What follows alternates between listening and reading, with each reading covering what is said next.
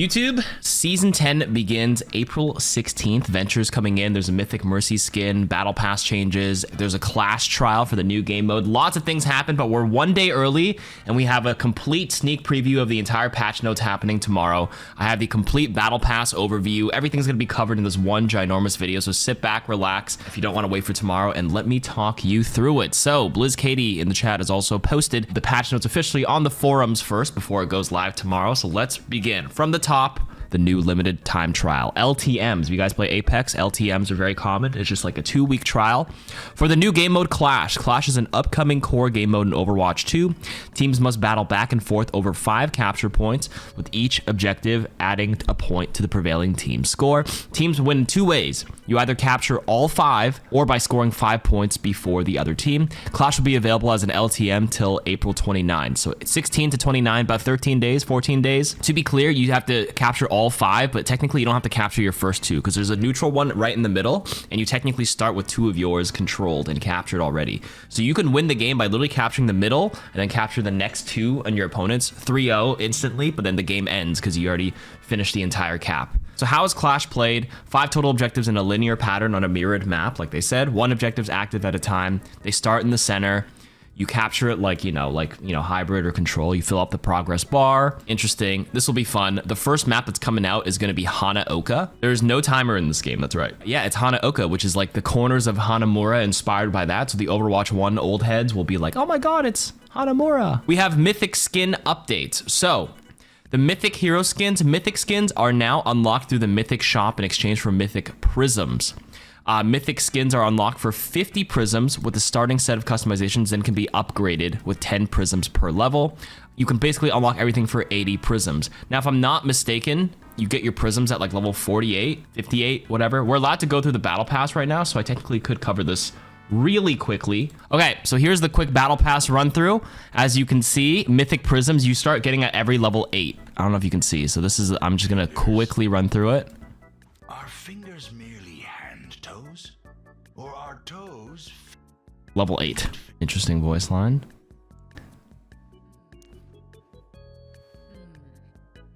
Level 4. Ooh, nice highlight intro. Well, this is a 14-minute video, so I'm gonna speed run through this. Level 5, you get the credits. Level 6, that's kind of fire. The Mirror Watch villains, right? Very nice. We have a Venture emote. All right, so Mythic prisms. You get 10 prisms right here. So I think it's so by the time to get 50 prisms to unlock the base Mythic, you need to be level 48, if I'm not mistaken. Does my math check out? Level 48, you can buy your base Mythic. By the time you finish the Battle Pass, you should have enough currency to fully upgrade your Mythic Mercy. This looks really good.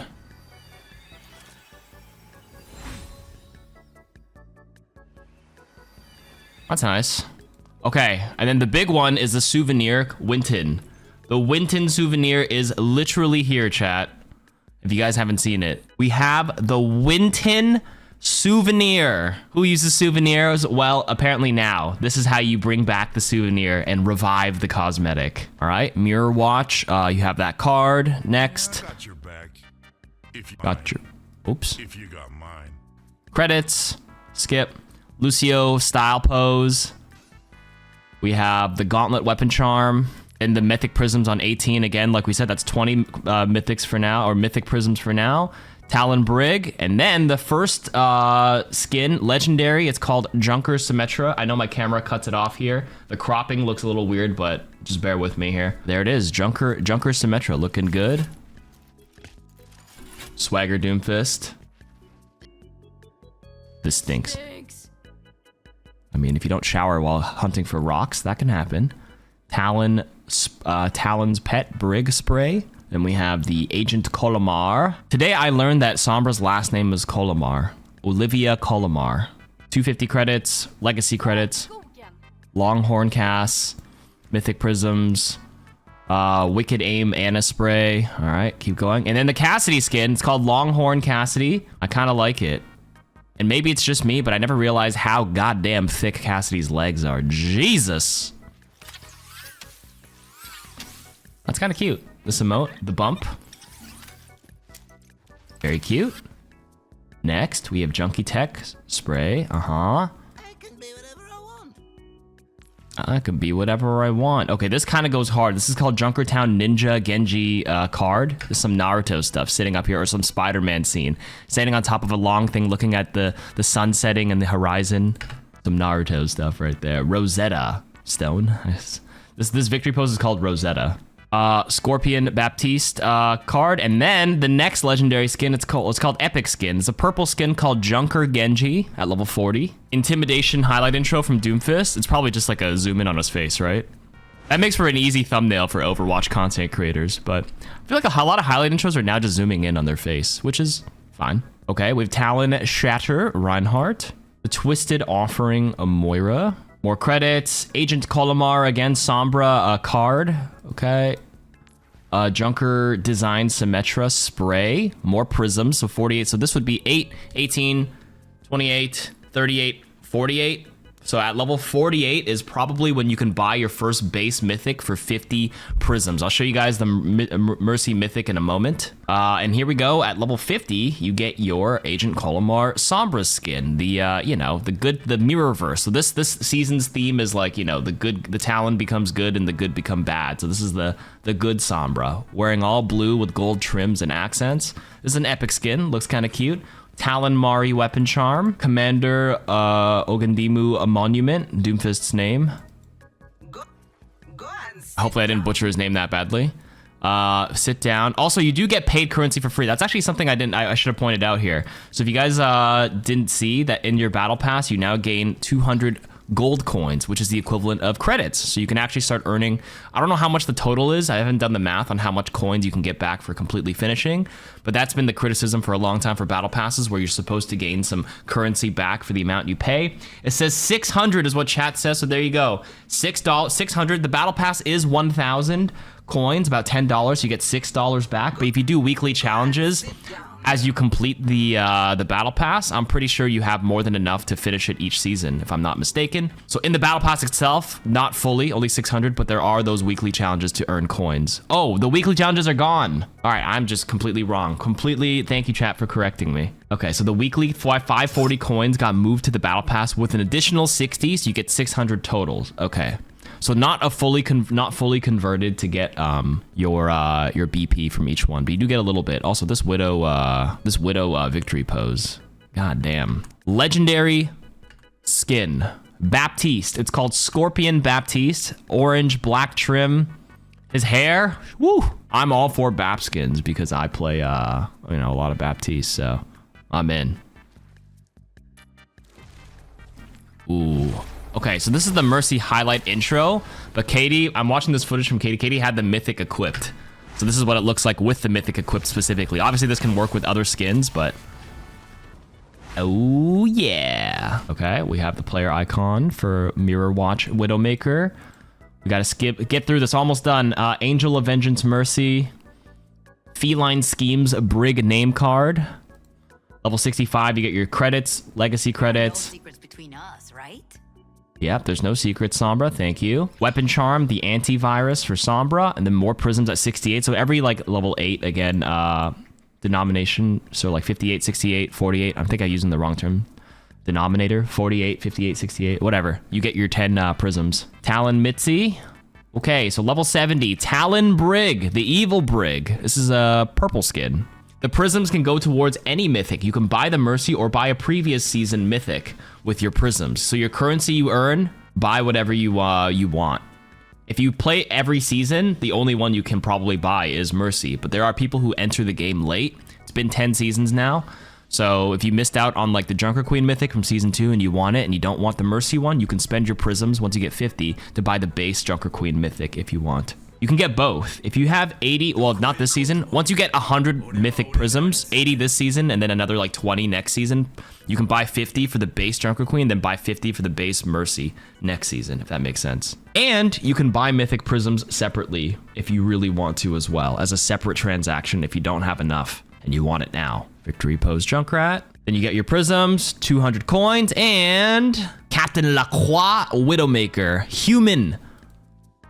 People are going crazy with this, with their eye colors and everything. This one looks pretty damn good too, I won't lie to you. It's a prosthetic eye, right? I thought she had the heterochromia or whatever, the thingy that makes you have two different eye colors, but it might be Prosthetic eye. Titles: Doppelganger, Hashimoto Goon, Talon Operative, Overwatch Agent, Scrapyard Artiste, Fallen Knight, Commander of Hope, and Angel of Vengeance. This is the mythic skin. Full body turnaround right here. This is what you're buying. This is for, I think for 50 prisms gets you this base, this color only. You think it's mid? I actually think this is a really cool looking mythic. The colors look great here. I mean, you can have, everybody's entitled to their own skin opinions. I think this is one of the better ones for sure. They know they have to cook with the Mercy one because this one's gonna sell like hotcakes. The base version looks the least legendary and not mythic. That's fair. So this is the base one. We have a couple of different configurations, of course, right? This is the blue, purple, red. Then you have, I think if you upgrade it, you can change your mask. So you get the Vegeta Scouter from Dragon Ball Z, and then you get the mask version with the different colors. Then you get the ski goggle versions. So you get the blue ski goggles, purple ski goggles, red ski goggles, and then you can change hair up, tied up. And then this is what it looks like, hair tied up with the mask. High ponytail is probably the better, yeah, high ponytail, there you go. And that's what it is with hair up with different masks and everything. Then we can look at the up close facial. Oh, hairstyle 1. There you go. Hair tied. High ponytail. Mercy's kind of got short hair. It actually doesn't like rest that long. High ponytail versus hair down. Yeah, Mercy's got kind of short hair. White hair, red eyes looks good. You know what really gets me with this skin is actually the wings. Like this looks really cool. It's got electric effects. Like Super Saiyan 2, like Gohan. Weapon 1. Weapon 2. 1, 2. 1, 2. There's the purple. 1, 2. And then you have 1, and then 2. 1, 2. 1, 2. And 1, 2. This is like you're going to like this is like you're getting your eyes checked. Which one's more blurry, 1 or 2? Let's go over the rest of the patch. So mythic hero skins, we showed off the stuff. Mythic skins are unlocked for 50 mythic prisms with the starting set of customizations and upgraded with 10 per level. Unlock everything for 80 prisms. You have a shop. Mythic prisms can be earned in the premium battle pass using the shop. You can earn 80 prisms per premium battle pass. It's the easiest way, but you can also purchase additional prisms in your game's in your platform store marketplace if you don't feel like earning them by playing the game. You can open your wallets. So that option is there. I've always said battle passes probably have the best value for cosmetics if you're into that kind of stuff. Or just don't play cosmetic. You don't have to buy anything in this game because heroes are now free. You don't have to worry about having your heroes unlocked at all. Okay, wait, speaking of weekly challenges, here we go. Completing weekly challenges, milestones will now earn you additional Battle Pass XP. Katie said you do get a lot more XP now because obviously the coins have been moved. Coins that were earned in the weekly challenges can now be earned in the Battle Pass, and they reduce the number of weekly challenges. Endorsement changes. People who are actioned for disruptive behavior and reduced to endorsement level 0 cannot use text or voice features until they return to endorsement 1. Remember, to get endorsement level 0, that means your account has been actioned. There's a next thing called Hide My Name, a new streamer protect update. You are now able to hide your battle tech from other players from your group and your friends in the match, kind of like in we don't want to call it streamer mode because it makes us feel too privileged as streamers. It's definitely just an anonymous mode. They have it in Valorant where if you look at the enemy team, they're just called their hero name: Sage, Jet, Raze, Viper, whatever. They're just called that on the enemy team. So now you can actually hide your own names as well, not to only protect streamers, but if you want to stay anonymous as well, which is good, very, very good. Okay, they also added progression and badges and sub badges for Venture. Rewards can be found in the hero challenges. There's the lever penalties. We've covered this in the article, so I'm skipping all of this. We got to get to the nitty gritty here. Competitive role specific titles. Okay, so now instead of just seeing top 500 challengers or grandmaster challengers in your gold games, you're like, oh my god, why is there a grandmaster role challenger? Now it'll be like, oh, they're a grandmaster tank player and they're gold DPS. So don't feel as scared when you see a grandmaster challenger on DPS with that title on the other team. because a lot of people were freaking out with that, but realistically, they were just really good on one role. They may suck on the other. Competitive progress. Each rank card now displays the associated competitive role-specific title. Very nice. You can now, rank cards can be selected to open the match history for the selected role. Oh, okay. Match history will now display the following: map, game mode, heroes, role, date, score, results of match. Wow, quality of life changes. Very good. The next big thing is grouping restrictions are now gone. So yes, you can have your bronze friend play with your diamond friend if you want. When you queue with a wide range of friends, you have two different queues now. You have a wide queue or a narrow queue. So if you are a bronze player playing with your diamond friend, you will be in the wide queue. If you are within 5 divisions of each other in the group, that can be considered narrow. So when you're within this range, so if you have a full list of friends between gold 3, gold 2, gold 1, silver 5, silver 4, that's 5 divisions, you are all still considered a narrow group because you're kind of in the same range. But once you go beyond 5 divisions, you'll be sent into the wide matchmaking queue. They'll try to match you up as best as they can, but they literally wrote that, like, just be ready for long queue times, okay? If you're masters or above, you need to be 3 divisions. So if you're master 1, you can queue with master 4 at most to be in the narrow group. But if you go master 1 plus master 5, that's wide, and then you're gonna have a longer queue. Okay, so narrows can only be matched with narrows or solo players. You have 2 different configuration, etc., etc. That's been covered in another article, so we're skipping over that. Golden weapons can now be purchased with legacy points or the new 2024 competitive points. You cannot purchase them with a combination of both. So last season, season 9, the new Jade weapons came out. There's a lot of criticism because the new currency from the competitive points only allowed you to buy Jade and you couldn't buy gold weapons, but they've backtracked on that thanks to your feedback. So now you can purchase your gold weapons, legacy or new points. But Jade weapons are only purchased with new competitive points. You can't use legacy for Jade. New hero Venture's been added, and we know that. And finally, we can get to the actual patch notes. We're gonna have timestamps here because this is a long ass video. Rocket Punch. Empowered Punch is no longer consumed when the windup is canceled using Seismic Slam or Power Block.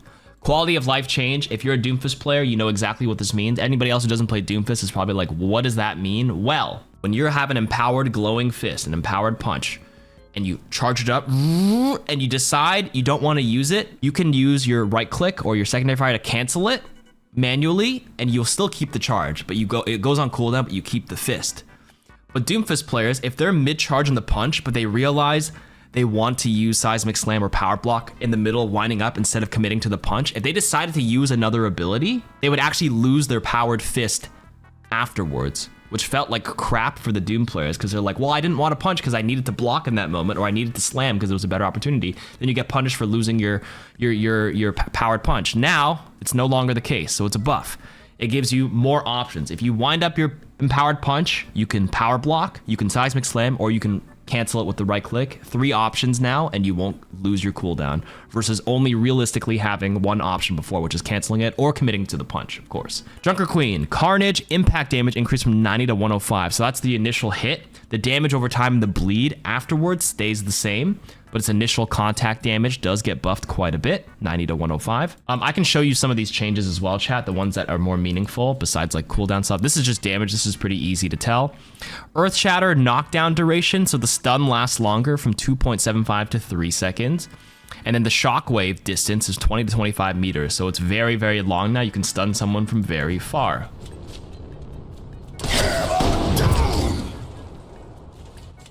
So if you don't know, this is the practice range. This is the 20 meter marks. We're like 23 meters away and you can see you still get stunned, right at the tail end. Boom. Experimental barrier. Movement speed for Sigma's experimental barrier increased from 16.5 to 20 meters per second. So you can push the barrier faster. It doesn't really matter for Sigma players themselves because they quickly like pop it in front of them anyways, but it will help improve Sigma's ability to protect allies farther away. Like if a Doomfist is meteor striking and you want to send a shield to your backline, at least it goes a little bit quicker. Wrecking Ball, big changes here. We have footage to supplement this patch video, chat. Grappling Claw, you hold the jump input button while the grappling claw is attached to terrain to retract it, pulling yourself towards the anchor point, and the action can now be rebound in the hero settings. So if you do the dangle of shame on Lijiang Tower, like you rolled off the map and you're grappling and you're trying to do that little shimmy to come back up on the high ground because you messed up, you don't need to do this shimmy of shame anymore because you can just retract your claw like so.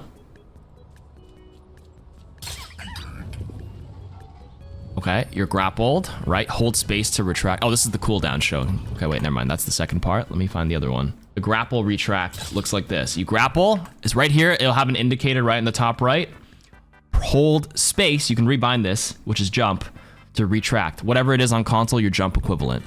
Can you boop people with this? You are not considered ramming speed as far as I can tell. The retraction looks pretty damn slow. This is a very basic demonstration. Maybe there is some tech eventually to somehow hit fireball speed, but this is a basic demonstration like Katie said. Maybe some Wrecking Ball players can figure out a way to gain speed or momentum. I'm not sure. We'll have to see when the actual patch drops.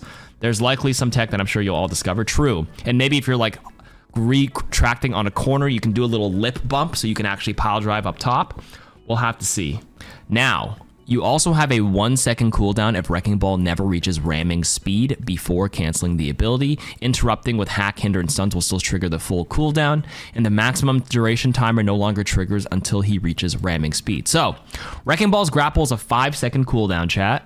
If you grapple something previously and you let go of your grapple, it goes on a 5 second cooldown. But now it's saying it'll only be a 1 second cooldown if you attach to something and you let go because you never hit your fireball speed. So if you just like accidentally pick the bad spot on the wall, you can pull back your grapple, wait 1 second, and then reattach on a better spot. So it helps you if you make an oopsies. But of course, if you commit and go fireball, then you get the full cooldown is what they're saying. And of course, if you get hacked, hindered, stunned, it'll still trigger the full cooldown. So this is a nice quality of life change for Ball here. And the maximum duration timer no longer triggers. So Ball's maximum time he can stay in a grapple previously was 6 seconds. So it was done because Balls would just like spin around forever, right? So now you can only spin around for 6 seconds if you're in Fireball. But if you never reach the Fireball or what they call ramming speed, like you decide you're just grappled onto the wall and you're just chilling, waiting for an opportunity, you don't get that 6 second timer anymore. So it's 2 quality of life changes right here. Still technically buffs, quality of life buffs, but it does help quite a bit. You can still do your ball spinning fireball move, but it's only 6 seconds. But yes, you can grapple and just chill if you want to now, is what they're saying. It gives you more agency and more choices. All right, big change for Adaptive Shield is, it can now be reactivated to redistribute up to 300 overhealth to nearby allies, capping at 75 per person. Okay, 75 times 4 is 300, right? Because Ball keeps his 75 because it's 4 people, so we can give it to 4 teammates. What about in a 6v6 custom game? I wonder what happens there. Enemy and ally detection radius increase from 10 to 13. So this is a huge buff to like buff Ball's teammates to actually give them some overhealth. So here's a demonstration of what that looks like. So when you pop it right here, how many enemies are in range right now? Only 2. 2 enemies gives you, yeah, because there's only 2 bars filled up here. Now it says 2 teammates. 2 in red first. It goes in, so it looks like it's red at first to indicate your first adaptive shield is going to grab enemies, 2 enemies nearby for the certain, amount of overhealth you would gain. Then you repress the button a second time around, 2 allies near you to redistribute. You do have over 300 overhealth here, and you send 75 HP to your team. I'm not sure if you can change this keybind yet. That would be something I'd have to find out tomorrow. But this actually can save somebody from, I don't know, if they're getting pulse bombed or, getting hit by like a Hanzo dragon and they're really low, or they're burning from an Ash dynamite and they're like, oh my god, I'm gonna die because my supports aren't healing me. Tick, tick, tick, tick, tick, tick. They're about to die. Boom, send them some overhealth. Technically, you don't even need any enemies near you because like you have a base amount of overhealth you get. So quickly, if you're a backline Ball with your team for some reason and someone's about to die, just quickly double press your adaptive shield once to gain some quick overhealth and press it a second time to give them some health. It's basically Queen Shout Ball, yeah. Dine and dash, door dash some HP to your teammates. If you do send this overhealth, obviously you lose HP for your own engagement, so it just gives you choice. You can just choose to be selfish and play Ball like you used to without sending overhealth back to your team, because that requires you to roll back to your team a little bit. But a lot of Ball players are pretty deep in the enemy backlines and stuff, so just play it as normal if you want, but it gives you the choice to give your team overhealth if you so happen to be close enough and it makes sense to. It's all just extra agency. It doesn't change previous Ball at all. It just gives you like 50 million more options. Giving overhealth, rolling back to your team, retracting your Ball. All of these are just quality of life and extra options, right? Big change. And then Minefield. The health is increased from 50 to 60, which, I mean, mines are already kind of annoying It doesn't really change too many breakpoints. Maybe Genji just can't dash through them. What else does 50 damage in the game? A full Winston secondary fire, I think, charge doesn't break it. Oh, Doomfist Slam is a good one. How much does Doomfist Slam do by base? Is it 50? It is 50. Oh, so that nerfs Winston's complete charge secondary fire if he wants to break one at a time, or a huge Doom nerf, actually. Because Doom Slam does clear all the mines. That's true. Next. Damage, Sombra, Virus, DPS, damage over time's decreased from 100 to 90. This sort of makes up for because I think the Virus's impact damage was buffed. It was buffed originally on the last mid-season patch, so they're nerfing the dot, the damage over time at the end. Tracer, a nerf to the cooldown from 12 to 13 seconds. You do one ability rotation per main team fight. This isn't even that bad of a nerf at all. Tracer's kind of like the server admin in high elo, so I mean, this is not that big of a change. She's still going to be played everywhere. Pulse Bomb base projectile size decreased from 0.2 to 0.1. Then you apply the global modifier that happened last time. Projectile size from 0.25 is now 0.25 meters. So 0.35 to 0.25. So sticking per people, you may not get accidental sticks as easily, but if you're already a good tracer and sticking them in the center of their hitbox, it didn't matter as much, but it does make it a little bit harder to stick people if you like were kind of really off on the side, but it just so happened to grab them or touch them on the end. So this is not really that big of a nerf, and neither is this. Venture, so they're actually reducing Venture's burst damage. It's the total damage is still the same, but like over time, it's gonna be less. It's still a net nerf. So the drill dash impact damage decreased from 60 to 40, but the damage over time increased from 40 to 60. Total number is the same, but because damage over time is technically worse, like they can receive some healing in the time it takes for this damage to tick, which offsets it. So technically the burst, this is a nerf. It's a nerf, a slight nerf. Not too bad, but slight nerf. Clobber as well, that's the melee attack.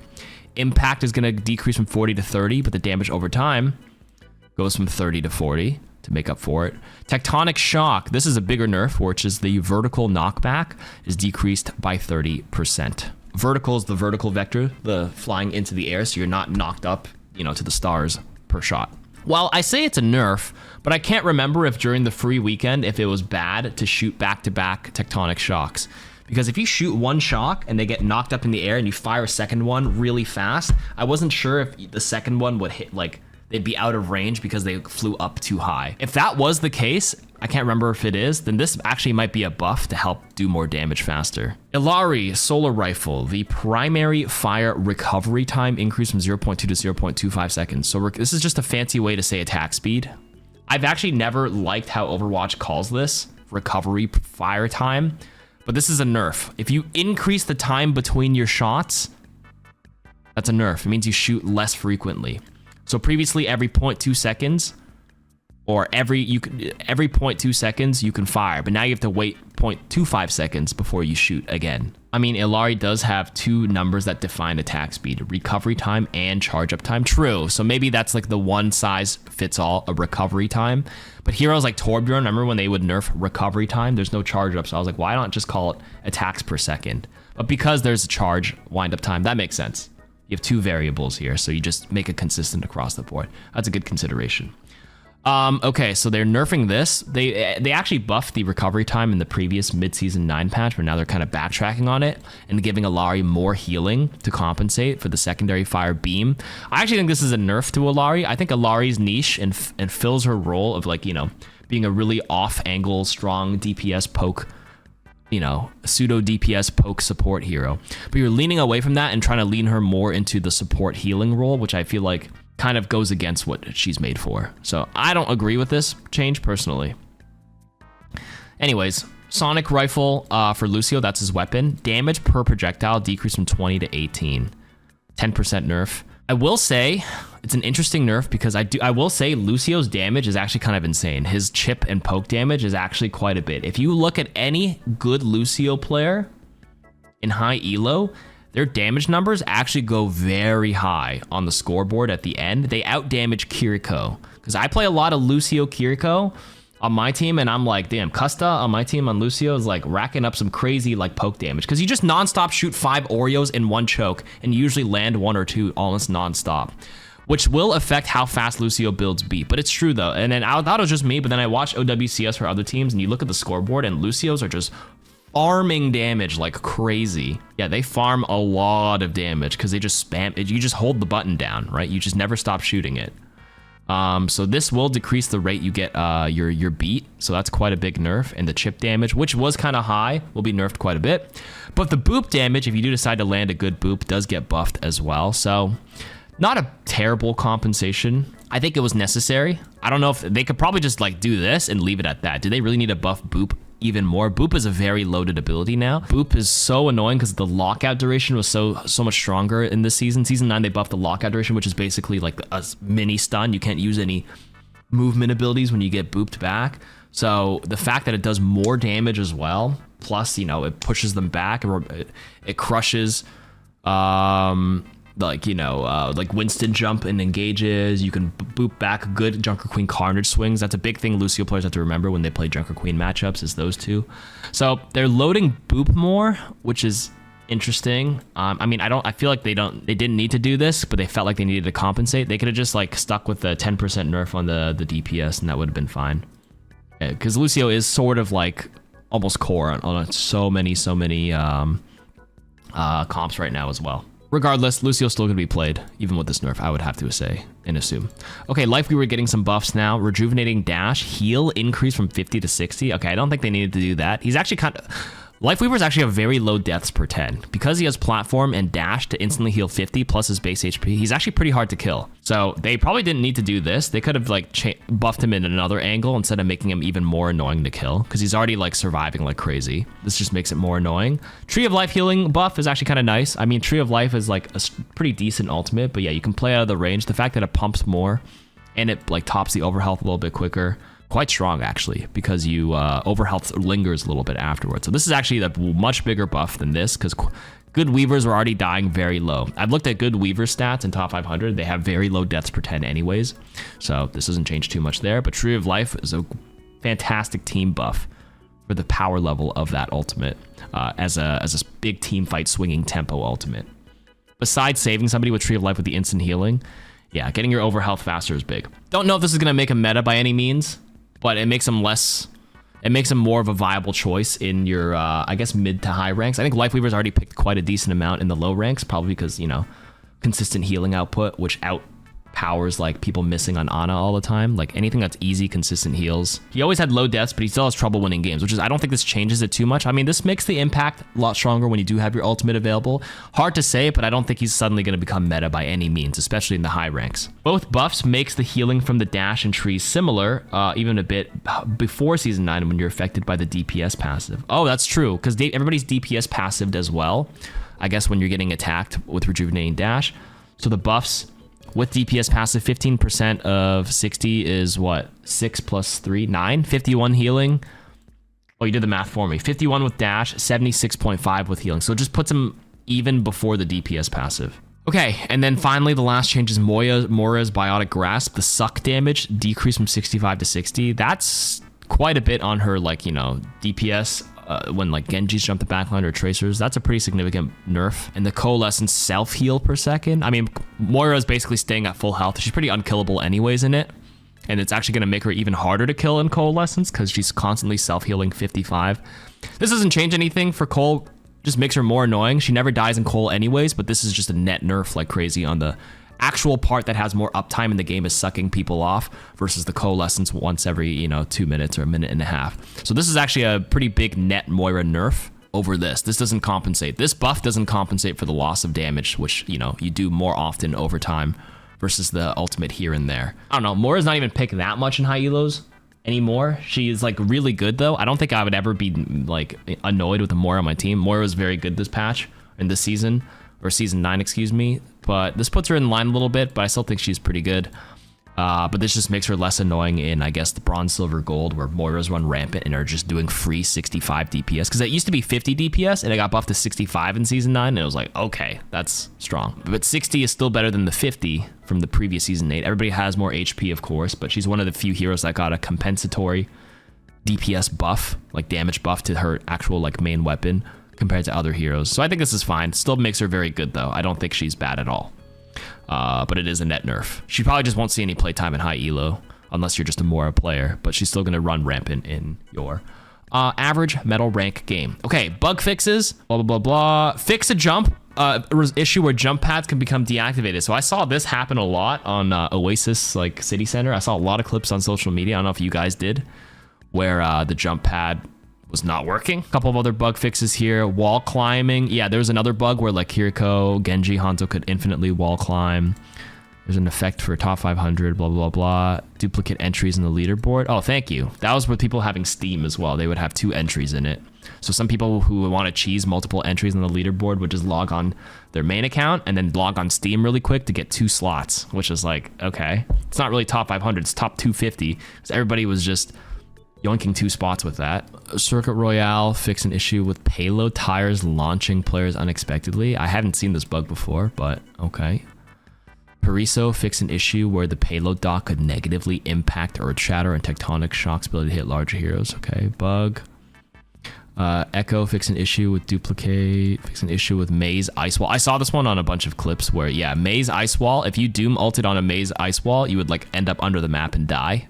That was pretty bad. One of the Doom bugs, but I know like QuakeDawn knows all the 10 million Doomfist bugs. You may not know what's caused it, but I bet you've seen the clips of Orisa flying across the map on Circuit. I don't think I actually have seen that one specifically for some reason. Interestingly enough, but at least it's fixed on Circuit. There we go. Ilari fixed an issue with Captive Sun affecting people through walls. Riptide receives self-healing passive. That's interesting. That would have been a nice piece for my Mythbusters if I realized that was true. I tested it for like Ash's Bob and I was like, oh, it doesn't work on like these entities. So I didn't bother checking Junkrat Tire. It was a bug the whole time, but it would have been an interesting thing to point out in a Mythbuster when it first came out with the DPS passive, but hey, you know. Life Weaver fixed a bug where untargetable heroes could be healed by Tree of Life. What the? Fixed an interaction with Overrun and Briggs Shield Bash that resulted in Mauga being knocked down. Did they fix the bug with Unstoppable? So if you guys weren't aware, like if Reinhardt charged an Orisa Fortify or a Mauga Overrun because they're unstoppable, they would fall down rather than previously like all of Overwatch 1 with Orisa's Fortify. If you charge into an Orisa when she's gold, you just stop, right? And you can actually like pin somebody and pin it off an Orisa's body. But at some point in season 9, they made it where the unstoppable effect with, you know, if you collide with them, the Rhine falls down. May I post a link? Yeah, you can. Is that fixed? Oh, is that the Circuit Royale thing? Let me see it. Oh, the wheel turns here and just sends Jake. It's the wheel, dude. Oh, I see it. Wait. The wheel, right here. It's the wheel, dude. That's funny. Well, at least that bug's fixed. We have that. So back to the unstoppable thing. I will have to myth bust this and check, unless it's... I'm control F'ing the word unstoppable, so that's not listed, so I'll have to see, unless that was just like a byproduct of some random interaction in Overwatch physics on tomorrow's patch. I'm pretty sure we hotfixed that mid-season 9. Oh, for the unstoppable? Okay. Mercy, bugs, Venture, bugs, fixed a bug with Jewel Dash, activating while underground. Okay, so a bunch of bugs for Venture. Okay, bug fixes Venture, and that is it.